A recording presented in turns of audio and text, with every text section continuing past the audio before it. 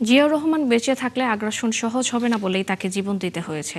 তার মৃত্যুর পর বেগম খালেদা জিয়া একই পথে হেঁটে দেশ রক্ষা করেছেন বলে মন্তব্য করেছেন বিএনপির সিনিয়র যুগ্ম মহাসচিব ও প্রধানমন্ত্রীর উপদেষ্টা রুহুল কবির রিজভী। সরকারের ৩ মাসের সাফল্যে ঈর্ষান্বিত হয়ে বিরোধী দল চক্রান্ত করছে বলেও মন্তব্য করেন তিনি। সকালে নয়াপল্টনে দলের কেন্দ্রীয় কার্যালয়ে একথা বলেন রিজভী।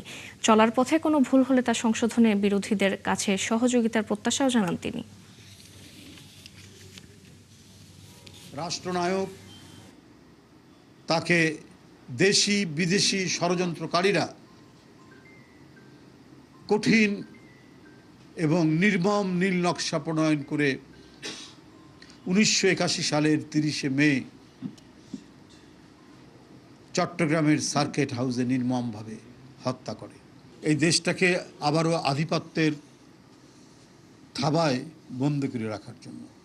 কিন্তু তার সহধর্মিণী অমিত বিক্রমে গণতন্ত্রের জন্য এবং স্বাধীনতা রক্ষার জন্য লড়াই করেছেন নিরাপোষভাবে, সংগ্রাম করেছেন আপসহীন ধারায়, সংগ্রাম করেছেন সত্য ন্যায় প্রতিষ্ঠার লক্ষ্যে।